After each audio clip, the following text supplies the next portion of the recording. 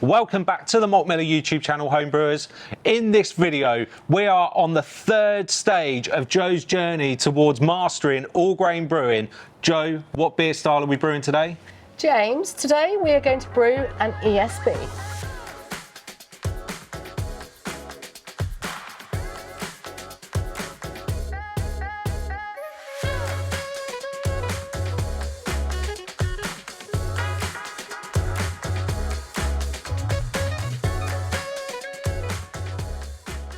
James, at the end of the last video, you set me a challenge. Well, also the viewers as well. Yeah.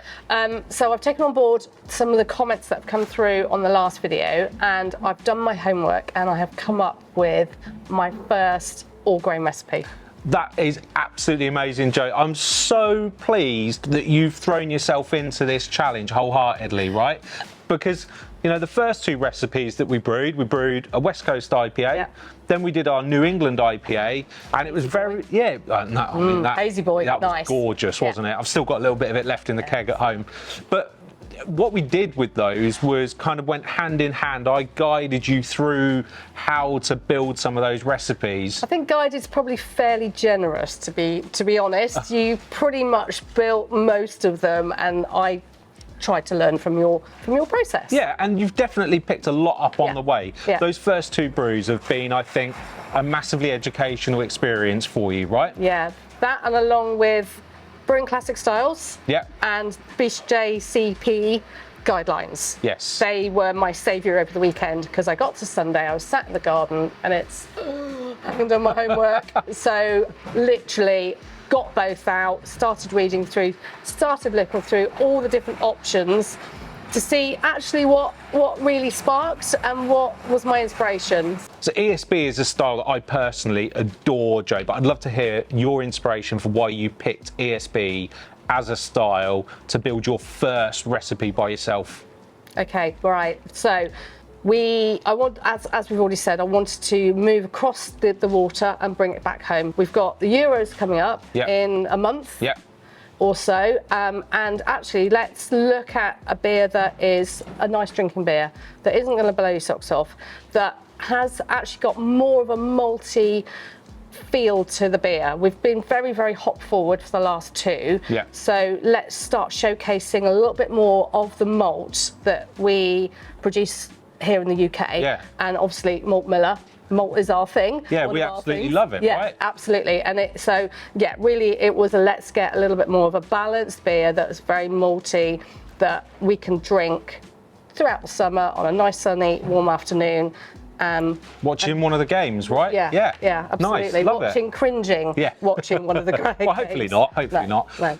Awesome. Okay, well, I'd love to now just jump into some of the ingredients that you have picked and the recipe. So, yeah, let's grab a recipe sheet and we'll start to kind of unpick what you have built into this recipe. Okay. So I've got the BJCP style guidelines, Joe, and I'm going to be sense checking what you've put together now, right? So your homework is getting marked.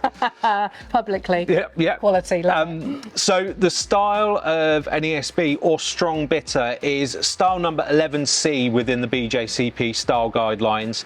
And the overall impression that we want from one of these beers is average strength to moderately strong British bitter ale, okay? With a balance between malt and hops, slightly bitter. Drinkability is a critical component of the style, and it's also a rather broad style that allows for considerable interpretation by the brewer. Yay! There's definitely some notes in here about colour. You know, you want it to be kind of light amber to deep copper. We want our hop aroma to be moderately high to moderately low, but I think, you know, given the time of year, it'd be interesting to see how you've interpreted that particular part of things. And we want a medium to medium high bitterness, which really supports kind of the malt flavours and adds to that drinkability, okay? Okay. We're looking for anything from like 4.6 ABV up to 6.2% ABV. So again, I'll be interested to see how you've done that, all right? Okay. So why don't you start off by talking us through the malt bill that you have chosen for this beer, because that's really the backbone of this. It is, yes. So the main malt element is Maris Otter. Nice. So we've gone for a Simpson's Maris Otter. Oh, I love Simpson's malt. Maris Otter. I thought you were going to say no then for a minute. My heart was like, oh. No, it's great. Yeah, so basically it's 94% Maris Otter. Okay, yeah. So quite a high malt bill on that respect. We've put in some Carafa Special 3 to give it some darkness to it. It's still going to be fairly light for this style beer, but I would like it to be lighter because I would like it to be more of a drinking summer kind of beer rather than something that looks heavy but doesn't drink heavy. So I've gone for the lighter side of things. Well, given that we're heading into summer, I think that's a really nice way of interpreting the guidelines. Yeah. So Carafa Special 3 as well isn't going to give us any of the astringency that you can get from some of the darker roasted malts because it doesn't have the husk on it. No. So that'd be really nice. What else have you got in there? And then to finish with, we've gone with good old chit barley. So we've got a nice bit of chit in there, which is going to give us that nice head that we love. I love. So definitely. So Maris Otter, chit barley, and Carafa Special 3. Nice, really simple, but the malts that you've picked there, I think are going to really complement your interpretation of this style. Yes. Really nice. So let's move on to hops, Yes. okay, because this is the other key component here. Now, we're all about celebrating British ingredients in this recipe, so I'd love to know which hops you've picked for it. Okay, 2 hops, keeping it again pretty simple. Challenger, giving it that bitterness in the boil. Okay. And then Harlequin, which is going to really come through and give us all those extra flavours that we want from this beer in the hop stand. So how much are you going to be adding to the hop stand? 100 grams of Harlequin. Okay, and actually, I haven't asked you, what batch size are we brewing today? We are brewing a 40 litre. Oh, okay. So that we've got some beer for the football. Ah, brilliant. Okay, nice.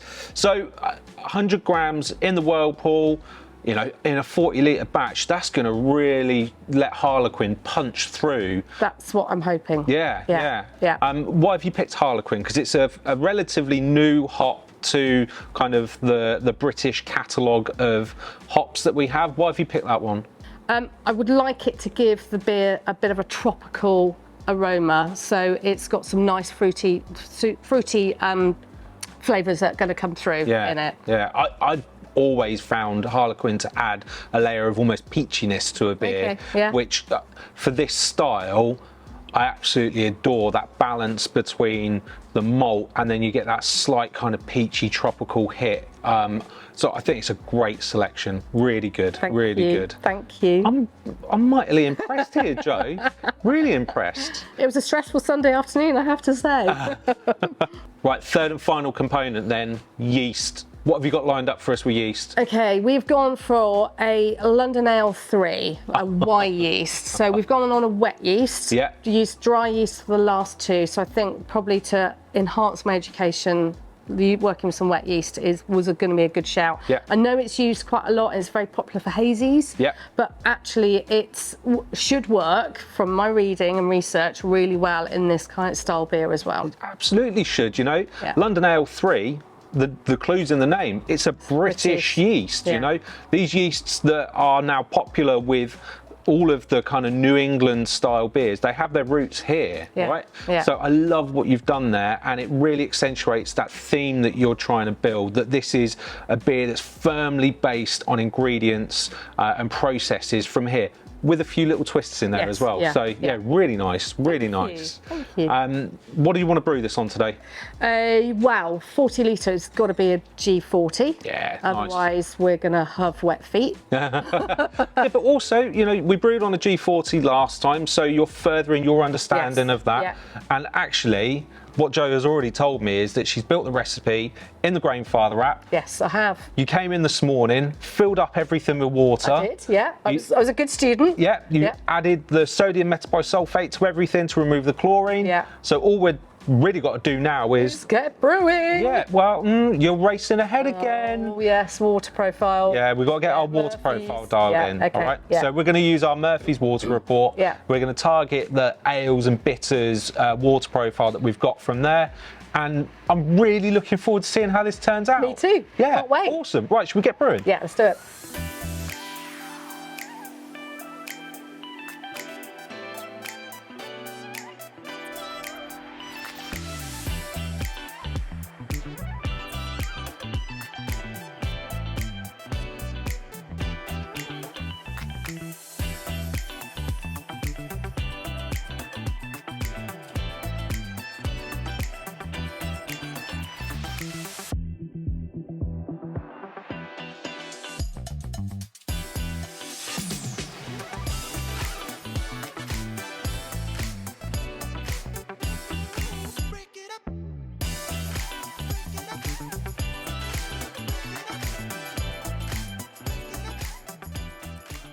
Jo, we've hit the end of brew day almost. Almost, nearly. Yeah, we're just transferring the wort from the G40, the other side of the camera, into the fermenter. Yes. Then we're going to pitch our yeast. Yes, we are. How did you find brew day?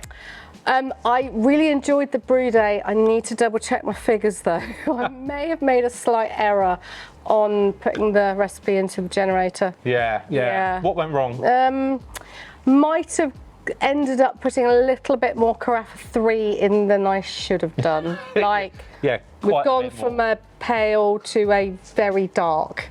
However, hopefully the end product's going to taste amazing still. Yeah, and every day's a school day, right? Yeah. You know, these things are thrown at us and we need to work around them. I'm sure that the beer's going to taste great. It's still going to be, you know, by our projections, on spec for the colour, but at the very dark end of the style. Yeah. We're on spec for our gravity as well, so actually we're still going to have a really good beer at the end. We are. You're going to take control of fermentation. I am going to take control of fermentation, yes. And packaging. Packaging. Yes. So if you want to find out just how the beer tastes once it's been fermented and packaged, stick around because that's coming up next. Jo, we're the other side of fermentation now, aren't we? We are, yes. Your ESB is in a keg, ready to taste. Yes, the beer is in a keg, ready to taste. I'm not sure we could go down the ESB line. Well, we'll wait and see. We'll wait and see. I'm really keen to try it, okay? Because what we have done is made beer. We have made beer, yes. Maybe it's not to the style that we wanted, but it is definitely beer. Yes, and my first proper attempt at trying to put a recipe together on my own. Rather than getting advice from the rest of you three. What am I going to do? How do I put this in? And what am I going to add? So this is me. This is your first recipe that you can call your own. Yes. So just to touch on fermentation, so we fermented with London Ale 3, which is a yeast that we know and love. However, we've never used it in a style like this before. No. We fermented at, what was it, 20 degrees? Yes, yeah. And then we bumped it up a little bit just to get it to the right level. Yeah, just to finish things off. Yeah. Smooth it out, knock off the last few points, because actually trying to get the fermentation down to where we wanted it to be was a little bit of a challenge. It was a bit of a struggle, wasn't it? Yeah, it kind of felt like it was sticking at around 10-20, but actually a few more days at a higher temperature and we've got it down to 10-14. Yes, yeah, it definitely did stick for a while and it took a little bit of fettling. Yeah. But we've ended up at 10-14. Now, we also ended up with a little bit less in the fermenter than we had planned for. Yeah. At slightly higher gravity. Yes, again. That's 3 out of 3. Yeah. But, but the finished ABV of the beer is 5.4%. So that's still within spec for an ESB. Yes, it is. It's slightly higher than I was actually aiming for. I was trying to get it below 5. Yeah. But that's fine. It's still within the guidelines. Yeah. So. Should we fill some glasses up? Yeah, let's fill some glasses up. This is going to be interesting. This is going to be very funny. Cheers, Jo. Cheers, James. Now, let's talk about the appearance first, shall we? What do you think? It's definitely not pale. No. It definitely is very dark. Yeah. And we know why. Yeah. Because I've already confessed my sins, decimal points and where they go when you order things. Anyway, moving swiftly on, let's look at the beer. Yeah. I think it looks pretty nice. I do. You know, if we put aside that we were trying to brew an ESB and focus on the glass we've got in front of us. We're brewing a beer, my first beer. Yes. Yeah. The way it presents in the glass is really nice. Whilst it is very dark and you can't see through it, it's also bright. Yes. You know, there isn't yeast sediment in there, it's not murky at all. And actually, we had some in a much smaller glass and you can see through it and there's a nice red hue to it. Yeah. The head, I think, you know, got a lovely creamy head on the top that's inviting and, you know... A little bit of lacing. I really like that off-white colour as well that you get in these dark beers. It's kind of creamy, isn't it? Yeah. So, yeah, I do like that, actually. It does look nice. It looks appetising, right? It does look appetising, it's just not, It's just not what we were aiming for. No, but that's fine. Should we have a smell? Let's have a smell. Oh. Oh.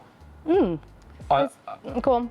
I'm getting a lot of yeast character from that London Ale 3, which is an expressive yeast. Slightly sweeter. Yeah, a little bit, not sweet, but... Yeah, it's got sweet notes to it, not diacetyl or anything like that. No. It's just got a really nice sort of sweet, fruity kind of smell that's then got that malt character underneath it. Sort of that toasty, roasty... Yeah, without being overpowering. No, it's not a I want to cuddle it. It's in the middle of winter because it's going to be that warming. It smells quite fresh. It smells very fresh, yeah. Okay, come on, let's go in for a taste. Cheers. Cheers. It's drinkable. That's really drinkable. It's drinkable. That's really drinkable. I've made a drinkable beer. You have. I'd be interested in hearing what you're getting from the flavour. Right, I am getting the element of toastiness, toastiness that's coming through, definitely. There is I'm actually getting a little bit of dryness on the top of my tongue from it.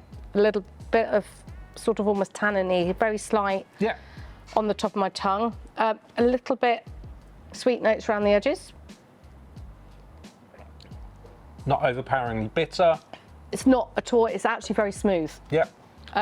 The final gravity of this was 10-14, so there is some residual sweetness left in the beer, but there's enough bitterness there to balance it out.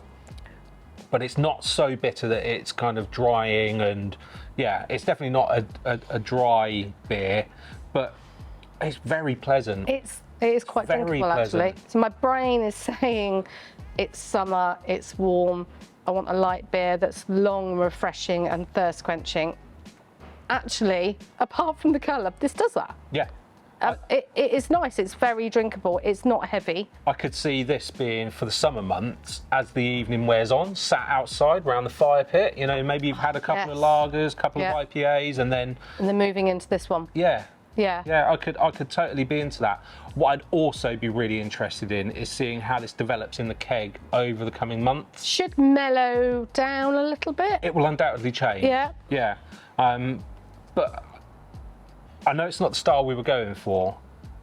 No. It's still a very, very drinkable beer, Jo. And, it is. You know, for your first go at building your own recipe, things go wrong, right? Oh, God, that happens with every stage of brewing. And this mistake is something that I will never, ever do again. You'll learn from Properly learn from it, yeah, definitely. And actually, what I've done is produced a beer that I can drink, that I enjoy, that's nice, that I quite happily say to family and friends, have some of this. I made because this was me. I did this. So I am actually chuffed to bits. You should be. Thank you very much. Absolutely. Thank you for your guidance once again.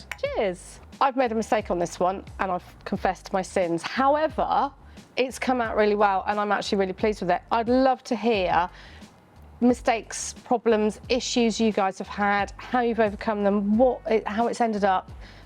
Because it would be just nice to sort of learn from everyone's mistakes and get some feedback and thoughts. Yeah, so drop us a comment in the comments section below. Let us know the things that you've had to overcome in your brewing journey, and we can't wait to read those.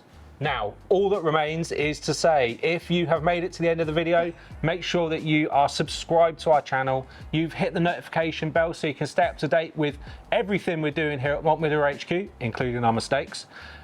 And also, don't forget you can follow us on Facebook, Instagram, X, and of course, TikTok. Jo, onwards and upwards to the next brew. To the next one. Cheers. Cheers.